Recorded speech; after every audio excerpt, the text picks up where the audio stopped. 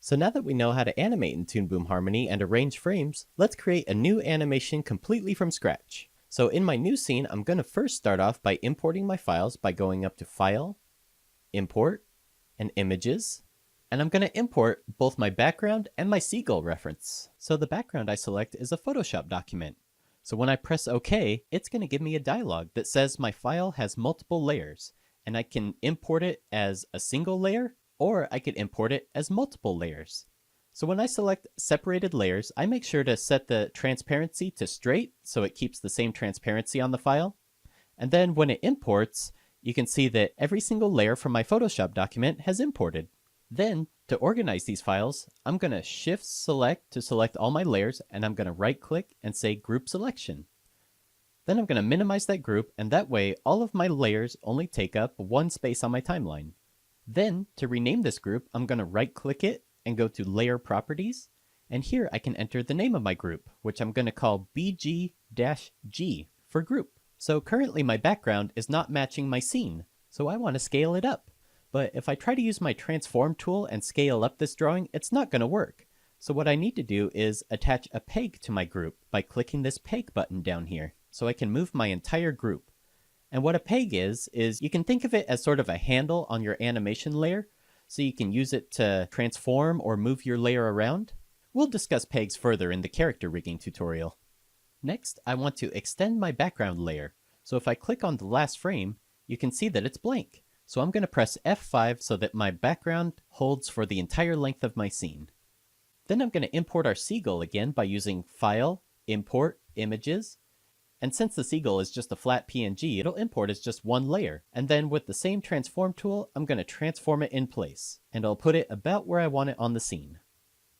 So on my blank drawing layer, I'm going to start my animation. So I'm going to turn on my light bulb in my camera view, and when I switch to my brush, it'll fade out all of my reference. So the first thing I'm going to do is I'm going to trace the PNG that I've already imported. 1, this helps me get familiar with drawing the character, and 2, it gives me a vector drawing that I can use with my frame-by-frame animation. And then I'll draw out some thumbnails of what I want to happen in the shot. Since these are thumbnails, they're super scribbly, and I can delete them and start over, which I do a lot. Then I'll use the imported drawings to reference the bigger shapes, like his belly and his head. You could almost treat him like a beanbag with sort of a ping pong ball for a head. And sometimes I'll draw contour lines over the 3D shape, so I can get a better idea of volume and direction of the character. I'm keeping it super simple, so if I need to delete anything and start over, it's not a big deal. In fact, you'll see me start over several times here before I start getting drawings that I kinda like. Once I get into a flow, I'll continue working along, imagining how the shot might progress in slow motion, and drawing those frames next. Framing forwards and backwards constantly so I can kind of feel where the motion's going to go.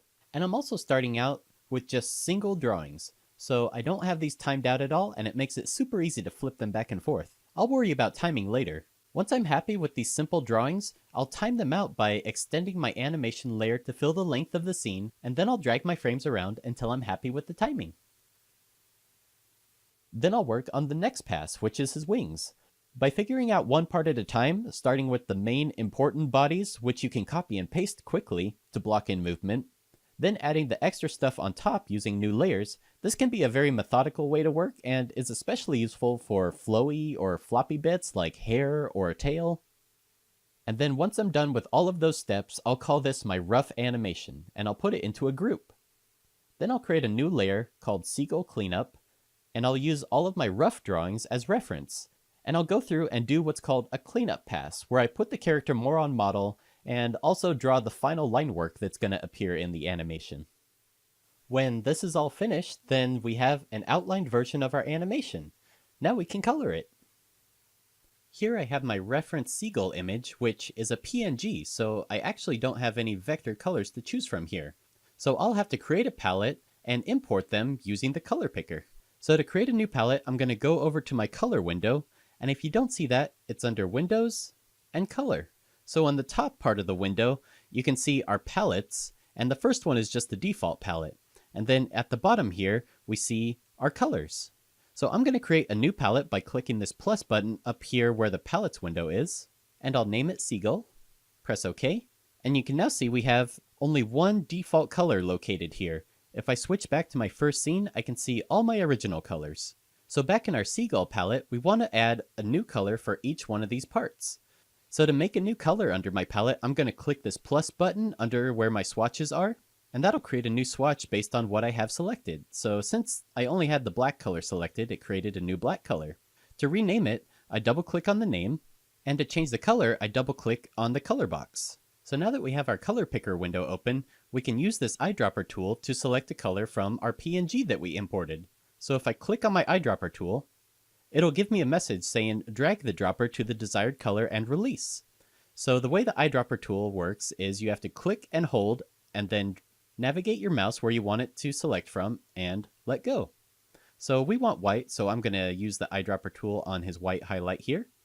And then when I'm happy with my color, I click the close button and we now have a new white color. So I'm going to repeat that step by clicking plus, renaming it, double clicking on the color box to select my color, using my eyedropper and selecting the color I want and letting go, and then closing that. And I'll just repeat this step over and over until I've got all the colors that I want. So you can see here my color swatches get kind of crowded. So there's actually a different way to view these. If we click under this little icon here with 3 lines, and then go to colors and select swatch mode, it'll compress our swatches so it's a little bit easier to see all your colors at once. So that's how to create a new palette. I'd recommend creating a palette for each character in your scene. That way you don't have too many colors in one palette. Now that we have all the colors that we're going to use, let's paint our animation. So when we're ready to color our animation in Advanced or Premium, we could just take our paint bucket and just fill in the colors with the colors we want. Just like that, pretty simple. But in Advanced and Premium, there's actually a different technique that is really useful to know. And it involves using these art layers, which are over here on the right. And by default, it shows line art and color art. So you can think of these art layers as individual layers within the frame itself. So right now I'm on my line art layer, which makes sense because this is our line art. If I go to my color art layer, I can take my paintbrush, select a color and fill it in. And you'll see because it's the color art layer, that is below our line art layer. So our line art is appearing on top of our colors. So in order to use this color art layer, we go to our black arrow tool and we select this button right here, create color art from line art layer. So I click that and it looks like nothing happened, but if we switch to our color art layer by clicking the C over here, you'll see invisible strokes where our line art is. So now what I can do is I can take my paint bucket and fill in my colors and it will appear under the line art. If you ever have any gaps in your line, you can tell because these nodes will appear yellow instead of dark blue like they are here. If you have a gap in your line art, you can use this close gap tool and just draw a simple little line and it'll close that gap and now you can fill it in. So that's how you use the color art layer. But right now we're just doing this on one frame. I want to apply that same color art action to my entire animation. So what I need to do is I need to select my black arrow tool and toggle this option on, apply to multiple drawings. And what that does is whenever this is toggled, whatever action I do will apply to my entire animation. So if I have that toggled on and I click my create color art from line art button, I can now switch to my color art layer and see that every single frame now has those invisible strokes on it. So I'm going to do one more thing. So since this is all transparent, I want to fill in the entire animation with one color to start out with. So I'm going to take my paint bucket tool, and again in our paint bucket tool we have this apply to multiple drawings option. So I'm going to toggle that on, and I'm going to select the color we see the most, which is this feathers 1 color right here. And I'm going to zoom out so I make sure to select my whole animation, and I'm going to draw a big circle. So with this apply to all drawings, you can see our animation has now filled in. There are some spots where it didn't quite fill it in, so you can take your paint bucket and turn on this close gap option and just fill in manually any spots where it didn't fill in. You'll notice in some spots, like here, in between his legs, it's filled in a color, because this is a closed shape, but it's not what we want.